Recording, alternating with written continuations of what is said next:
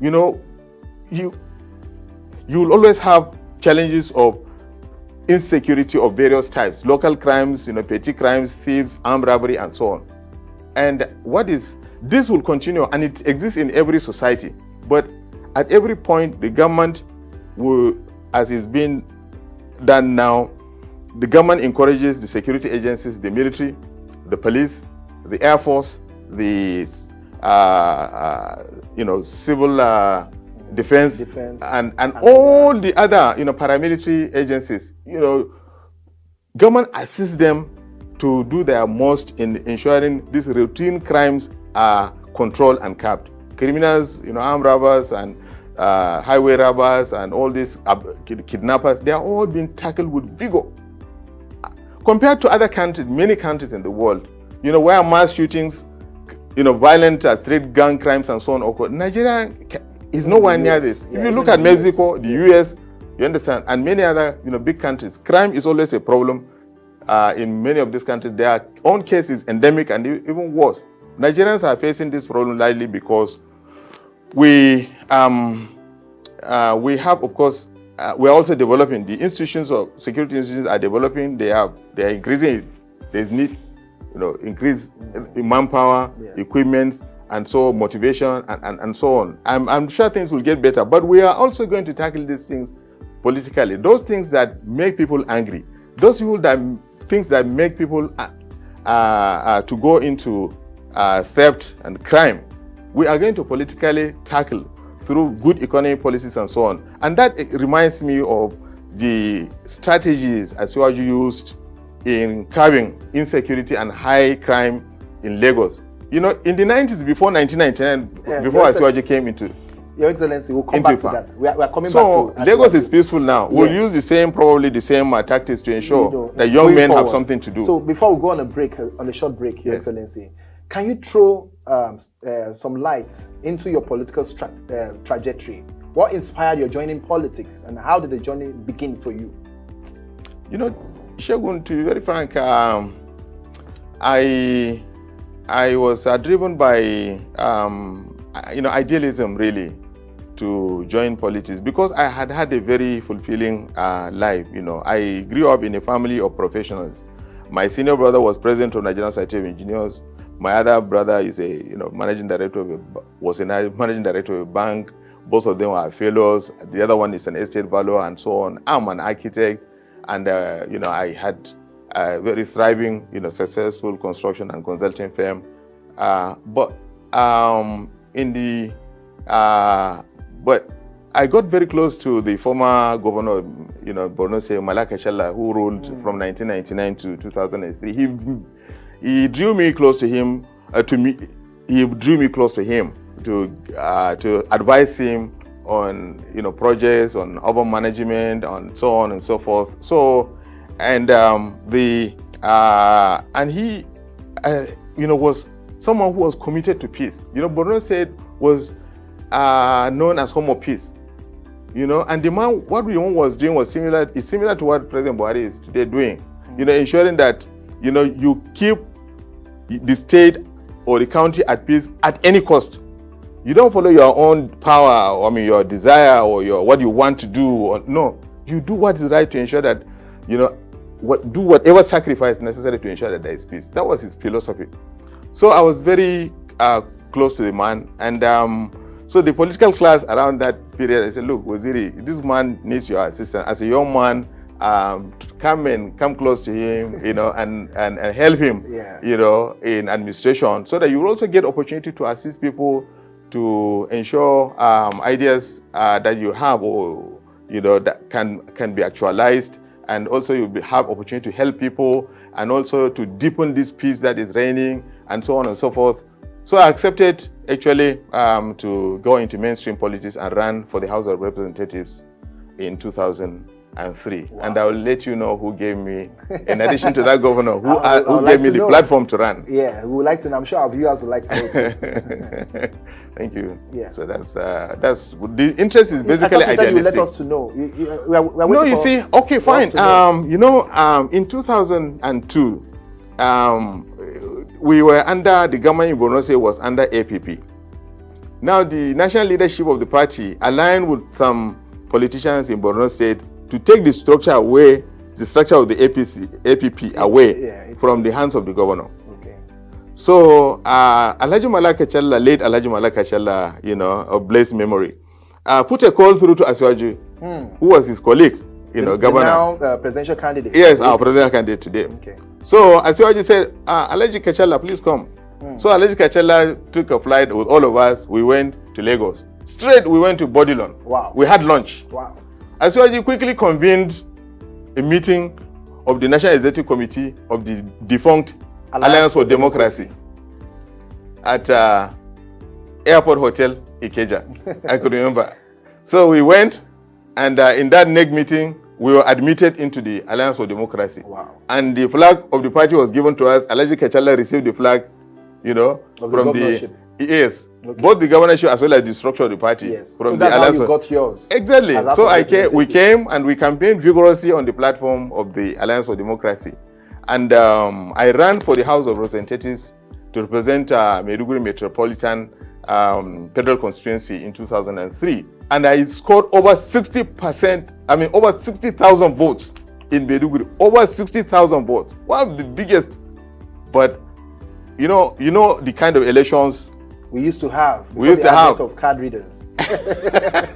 You know, in the evening something else was written. Yeah. So Alhaji Kachala lost out. I lost out, and that's a story for another day. That's right. So Asiwaju, actually, my own attempt to run for office was facilitated by Asiwaju 20 years ago. Wow. Yes, and I remain eternally grateful to him, because you see, you know, as it's very rare, you know, for leaders to you know, call someone sitting in Lagos, calling someone in Maiduguri and say, look, come, I take you in, I give you the platform. You know, it's very rare. So, sir, there seems to, going to the next election, there seems to be some momentum in favor of the Labour Party candidate, Peter Obi, especially amongst young voters. While some Nigerians see it as a fluke, others think otherwise. They think he might stand a chance and cause an upset. Looking at other countries like Kenya and some other countries that you see upstarts, you know, causing an upset. What is your take on this? And do you think it stands a chance in Nigeria? You know, here I'll give, actually it's a fluke. It's going nowhere. And the election would show that Peter Obi is a non-starter. Wow, non-starter. You know, in the non-starter around the 2019 general elections, some pretenders, you know, were you know, speaking good English and throwing up data and making pretensions on national television. So Professor Itse Sage told Nigerians that motivational speakers, this election is not for motivational speakers and showmen. Wow, showmen. That was he specifically used, you know, motivational speakers. You know, the thing is,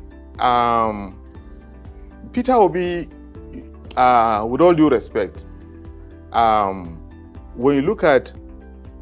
when you understand politics deeply as it is, his chances of making any serious impact, even in the southeast, where he comes from, is limited. I can tell you that he can hardly even win in the Labour Party, can hardly win even an Anambra State, because the party, this Labour Party, is not rooted in the southeast. But you see, when people are, but that on social media, largely, on social media and all this mob that is being mobilized, which in fact all politicians do.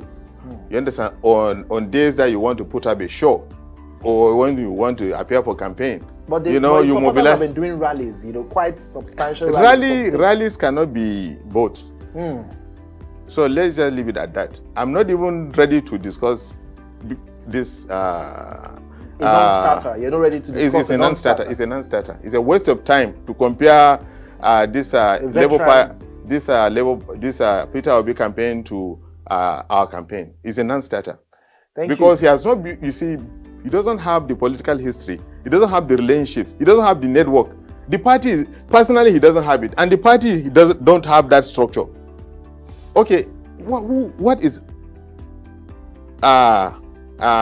Peter Obi to, let's say, an average man from Niger State, or an average man from Cross River State, or an average man in Kano or in Oyo State? What is Peter Obi? What was his relationship with Peter Obi? And what will be his relationship with Peter Obi after he wins? Because this is what will inform the voting sentiment. This is what the decision he will take in voting. So I will stop at this. Thank you, Excellency. He is not personally there, and the party is not there. Your Excellency, your party, the ruling party, the All Progressives Congress, has selected a veteran politician and national leader of the APC, Asiwaju Bola Tinubu, as your presidential candidate. Can you tell us about the Tinubu you know? The Tinubu, Asiwaju Bola Ahmed Tinubu, that I know is well known to our party because he was one of the founding leaders of this party. President Muhammadu Buhari, our own leader, numero uno, referred to him as my friend and political partner. In one of the colloquiums. Yes. He is one of the founding leaders of this our party. We know him of the efforts he made to bring this party together, for this party to survive, for this party to succeed and thrive, and win 2 major elections back to back. We know the role that he played. We know that contributions he made. Even President Muhammadu Buhari knows the role that he played. So, for one, he is an unalloyed, member, leader, and stakeholder in this party. He's not an opportunist. He is someone who, because he was part of the leadership that founded this party. He is interested in the fate and the future of this party, and he has always played that role in managing everything, elections, decisions to appoint this or that, and so on. He has always played, quite behind the scenes role to ensure that the party is stable and the party survives and succeeds and thrives. And personally, you see, Asiwaju Bola Ahmed Tinubu is a leader in politics. What matters is leadership, sacrifice, and good politics. Good politics is someone who is interested in public affairs, in public good, in progress of the party, in unity of the nation. He has a lot of experience in politics. He was a senator, in the during the Abacha areas in the 1993. But he has also kept his relationship with all friends and people from all over the country since he entered politics. When they were members of the People's Front and eventually the SDP. And coming forward in AD when he linked up with us in Borno State, years ago. And now he came and sat down with President Muhammadu Buhari. He tore the ACN certificate and burnt it, just as President Muhammadu Buhari tore the CPC. These are great risks because the PDP was watching everything. They could have put us at great risk by refusing to register us. Yes. You understand? And but they took all this risk. I remember there were attempts. There were attempts. So so Asiwaju Bola Ahmed Tinubu is a very good leader and is a very good politician. And even when he got the opportunity, you can see when he got the opportunity to be governor of Lagos State, he ran an excellent political model, excellent governance model, and excellent, leadership model that has remained, that has been sustained, and that has remained survived up till date, towards ensuring that there is political stability in Lagos and there is development and progress, in Lagos. And he has kept relationships, both in Lagos and across the country. So he's a very good leader, a very good politician, someone who is committed to a cause for politics and people and national good. So to that extent, really, I have a lot of confidence that his leadership, both of our party, as well as his leadership record as a leader and a politician, will help in stabilizing the political situation in the country. It will also help us in consolidating on the gains of deepening democracy steps which have been taken by President Muhammadu Buhari in neutrality of the judiciary, neutrality of the security agencies, neutrality of INEC, ensuring that votes count, ensuring that there's more youth inclusion, ensuring that there's more women inclusion, and so on and so forth. Thank you, Your Excellency. Because of our time, we're wrapping up. Yes. Let's leave politics for now and go into another area, the economy. Yes. You pride yourself, or you are a technocrat. Oh, yeah. Yes. So Nigeria is not isolated from global economic headwinds, whose ripple effect is set to trigger forex instability, rising cost of foodstuffs, and amongst others. Some have blamed the challenges on poor economic policies of the present administration, while some say, it's part of poor choices of the present administration, while some blame it on the COVID-19 challenges and all that. If you were to set an economic agenda, Your Excellency, for the next president of Nigeria, what would that be? First, I want to also go back to responsibility of leadership. The primary responsibility of leadership is to ensure political stability and also economic, stability. And I think so far the APC, as well as the leadership under President Muhammadu Buhari, has been able to keep Nigeria politically stable and also grow the institutions. He has been able to keep Nigeria economically stable because he has succeeded in pulling Nigeria out of 2 recessions.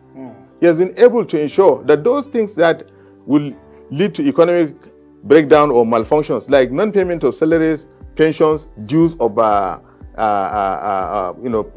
contractors, and other obligations are not settled. And so the government has never really gone to a point being cash-strapped and making the system collapse and so on. And he has been able to invest heavily in infrastructure, and infrastructure, transforms into good living and productive economy. We have done a lot in that. So going forward, what we expect Asiwaju to do is to consolidate on these political achievements, because the political achievements bring about peace and stability. It promotes fairness and justice in the system. The economic stability depends on infrastructure and so on that he has been doing. So we expect Asiwaju to build on that. But principally, what I expect Asiwaju to do is to look at the Nigerian situation very critically, to generate economic policies that would absorb a lot of people, make all hands on deck, ensure that, look, there's nobody who's not doing anything. Sir, you say Asiwaju Tinubu, but we've not done the elections. How sure are you? But I'm talking about the economy. No, you are talking to me about what kind of economic policy I should suggest to him for the next president. No, for the next president. No, for the next president, of course. Because he's not yet president. No, we are working to ensure. I wouldn't be suggesting something for the candidate of another party. And we're also working very hard to ensure that we win the election. Okay. So going forward, you see, and we're talking about party, we're talking about continuity and succession of, of our leadership. So we want to confident he'll win. Oh, I'm certain and I'm confident that Asiwaju will win the next election. Our party will work hard to ensure that our party wins the next election. And we have all it takes to win, because we have spread, we have structure, we have the goodwill, we have the people, and we have record of performance. To get the trust of Nigerians to continue building on our achievements of what we have done for them. In every state, we have people campaigning for this party. We have people competing for positions in this party. They are all campaigning for this party. We have enthusiasts, followers, and mobilizers, canvassers, and people who are making sacrifice for APC to win. You're speaking about the economic policy. I don't want you to digress. Yeah. What you would want him to. Okay, that's right. Yeah. So I want a situation where, for instance, we focus on policies that will absorb a lot of people into, the mainstream of Nigerian economy. For instance, if we improve or build on the current infrastructure in electricity, if we have more electricity, if we improve and stabilize electricity, you see, electricity can trigger growth in processing and manufacturing. Yes. I can drive ICT. Yes. Can trigger a lot of activity in transport sector. You see, things where people produce and move and also communicate. Electricity can help us absorb not only many people, but electricity can also help us to produce a lot. This is very, very important. Electricity is key. And this government has done a lot Buhari government has done a lot in improving power generation, power transmission, as well as distribution. So we want him to capitalize on that and fast-track, investment in that area, so that all the parts of the country will be reasonably power sufficient, and that would provide employment opportunities for many. That would, trigger, both productivity as well as employment. The second thing, of course, I want to see done is assistance to agriculture in all the states of the country. In every state and local government, there is arable land, and they said about 80% of Nigeria's arable land is not put to use. Wow. So we need to give incentive, to farmers, to increase, food production. So once you see there is massive production of, let's say, cassava or maize or yams or anything, you see all these crops have both domestic as well as industrial value. Every product, whether it's grain or tubers, whether it is anything produced, you see, they have both domestic use for food and so on, and also for industrial use, which can be processed, to produce, supplement for industrial use. So, and agriculture and agri-processing can absorb a lot of people. For instance, this Ukraine, if you look at it, in this war that has exposed them, it's a very poor country in the middle of Europe. But you see what they have is that they are one of the biggest farmlands for producing wheat. They produce fertilizer, they produce steel, and they sustain their economy. So in this country, what is there? Because we cannot catch all these industrial countries and so on, we cannot also just be vague and unfocused in the way we do things. Let's focus on some things and get some things done. Let Nigeria be known for certain things. You understand? This is a big market. We are 70% of West Africa and 25% of Africa. We are the strongest economy in Africa, but then we have the potential to be 10 times what we are now. And I'm sure, you see, as Waju would bring the kind of political models and the business models to that he used in Lagos to also build on the successes of President Muhammadu Buhari. But what I also want done by Asiwaju is to ensure that there is governance at the local government level. Because right now the local governments are not functioning. There is no commitment to political, economic, and social progress of local government. Local governments are places where all the citizens of the country, from the president to the people, from the president to the pauper, everybody is a local government citizen. All our polling units are in local governments. You see, we need to have authority and leadership, dependable authority and leadership and accountability at the local government level. We want these resources, you see, allocated to the local governments to go to the local governments and ensure that they are spent in ways that are accountable, transparent, and that can benefit those local governments. I want, as well, for the sake of God and for the sake of Nigeria, to ensure that there is space of governance at the local government level. This is very, very, very important. And the leadership of these local governments, if they emerge through transparent, accountable, legitimate elections, that would ensure that issue of crime, issue of lawlessness, issue of gangsterism, issue of non-identity and all these things will disappear in Nigeria. Crime will reduce massively. And also economic activities will pick up. Absolutely. You see, today, many people would like to even go back and live in the villages. Where they can be close to nature, where they can have food that is not touched by fertilizer and all these things, where they can have fresh fruits, fresh garden products and fresh millet and fresh cassava and all these things. Since they have electricity and ICT in every rural community. So let there be authority at the local government level. Let him promote that. And history would really already President Buhari has built on that. He has got financial autonomy. Not just financial autonomy, but he has even got a Supreme Court ruling saying that the political and economic financial autonomy of local government should be restored. So these are things, if this is done, if it goes further to ensure that it follows through and there is authority in local government, that will reduce unemployment, that will reduce crime, that will make government workable for the ordinary man on the street and on the farm. So these are things that are immediate.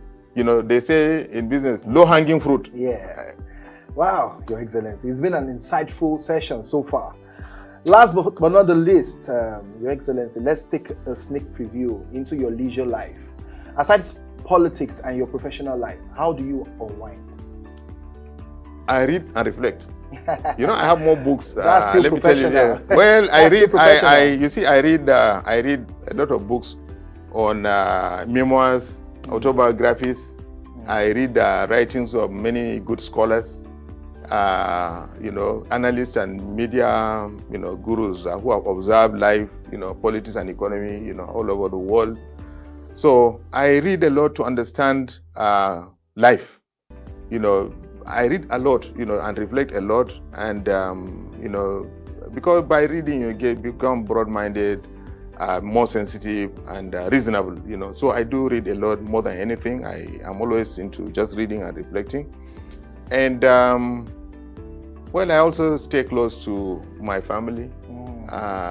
You know, I discuss issues with them. I guide them. My conversation is not about, you know, I love you, no. You know, but the point is that I encourage them to be entrepreneurial. Yeah. And I know you have a master's. Oh, indeed, yes. From the UK, I have a master's degree in entrepreneurship.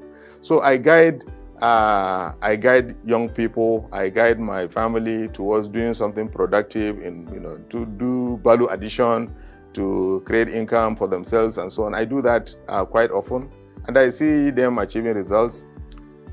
And also, of course, I like people. You know, I sit person. Yeah, I sit and discuss issue-based things with people. I don't talk about people. I don't criticize. I don't grudge. I don't do anything. I just issue-based discussion, philosophy, philosophical, you know, theological discussions, and basically these are the things that I do. Wow, it's been a very insightful, interesting session so far. We could continue, we could go on and on, you know, maybe for 24 hours we'll be here, but, you know, we're fast out of time, and this is where we'll draw the curtains on Politics Alive. You know, today with Segun Tomori, I've been speaking with a very erudite architect Waziri Bulama, the former National Secretary of APC. You're welcome to the studio. Thank you so much. It's a pleasure. Always talking to you. So, on and off air, Segun, you're always my man. Thank you so much for honoring me. So we'd like to have you in the heat of the campaign. Anytime. That will be all for today on Politics Alive on Alive TV. I've been speaking to the erudite architect Waziri Bulama, the former National Secretary of the APC and the former Deputy Director General of the Presidential Campaign Council 2019. It's been an interesting session, and you'd have to watch out for the next guest on Politics Alive. Till the next episode, you know, I'll say keep on keeping on. Thank you. Alive TV.